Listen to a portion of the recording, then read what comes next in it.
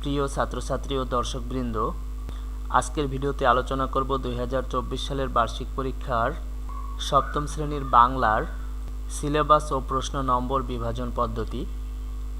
পরবর্তী ভিডিওগুলোতে অন্যান্য বিষয়ের সিলেবাস ও প্রশ্ন নম্বর বিভাজন পদ্ধতি আলোচনা করা হবে, তাই পরবর্তী ভিডিওগুলো মিস না করতে চাইলে এবং অন্যান্য বিষয়ের প্রশ্ন নম্বর বিভাজন পদ্ধতি পেতে চাইলে অবশ্যই চ্যানেলটিকে সাবস্ক্রাইব করুন।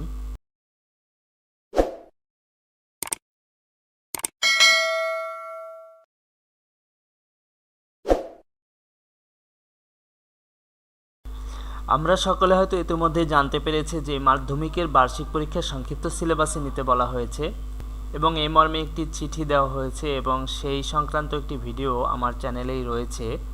ভিডিওটির শিরোনাম হলো সংক্ষিপ্ত সিলেবাসে হবে মাধ্যমিকের বার্ষিক পরীক্ষা।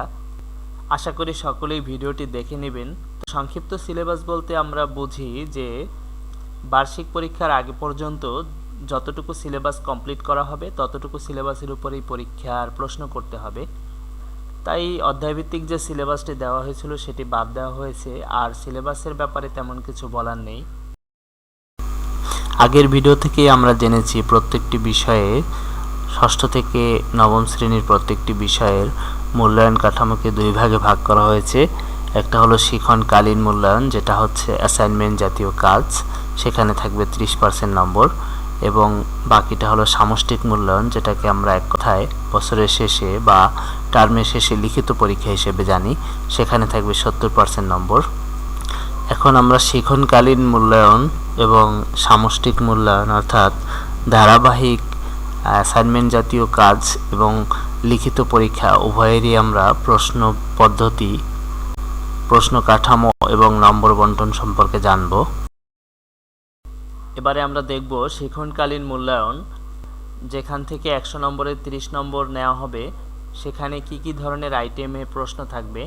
তো শিক্ষণকালীন মূল্যায়ন হলো ফাইনাল পরীক্ষার আগে অর্থাৎ লিখিত পরীক্ষার আগে ক্লাসে এবং ক্লাসের বাইরে শিক্ষক একক ও দলগত যে সকল কাজ শিক্ষার্থীদেরকে করতে দেন, অর্থাৎ যে সকল অ্যাসাইনমেন্ট, ব্যবহারিক কাজ, অনুসন্ধানমূলক কাজ ইত্যাদি শিক্ষার্থীদের দ্বারা সম্পাদন করানোর মাধ্যমে সেখান থেকে 30 নম্বর ম্যানেজ করেন, সেই মূল্যায়নটিকেই বলা হয়েছে শিক্ষণকালীন মূল্যায়ন।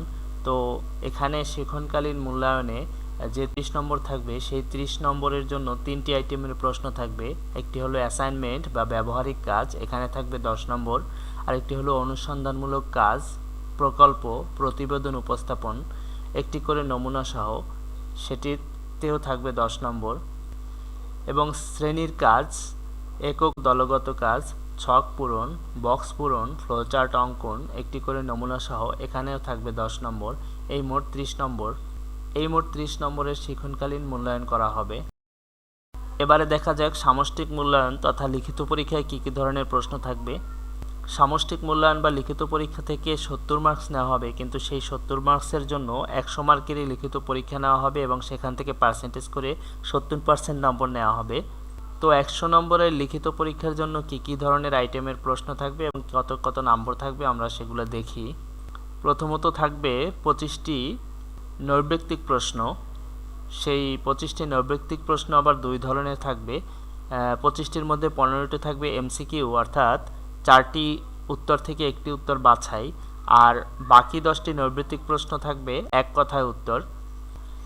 এই মোট 25টি এমসিকিউ থেকে প্রত্যেকটি প্রশ্নে 1 মার্ক করে দিয়ে 25 নম্বরের প্রশ্ন থাকবে। তো এমসিকিউ শেষ হওয়ার পরে থাকবে সংক্ষিপ্ত উত্তর প্রশ্ন। এখানে এই প্রশ্নগুলোর উত্তর দিতে হবে সংক্ষিপ্ত আকারে। এখানে 10টি প্রশ্ন থাকবে এবং প্রত্যেকটি প্রশ্নের জন্য মার্কস থাকবে 2 এবং 10 গুণ 2 মোট 20 মার্ক। সংক্ষিপ্ত উত্তর প্রশ্নের পরে থাকবে রচনামূলক প্রশ্ন।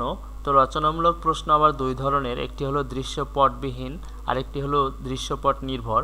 তো দৃশ্যপটবিহীন যে প্রশ্নগুলো থাকবে সেখানে 5টি থেকে 3টি প্রশ্নের উত্তর দিতে হবে, অর্থাৎ 5টি প্রশ্ন দেওয়া থাকবে, এখান থেকে যে কোনো 3টি প্রশ্নের উত্তর দিতে হবে এবং সেখানে 3টি প্রশ্নে মার্কস থাকবে 3 গুণ 5 সমান 15।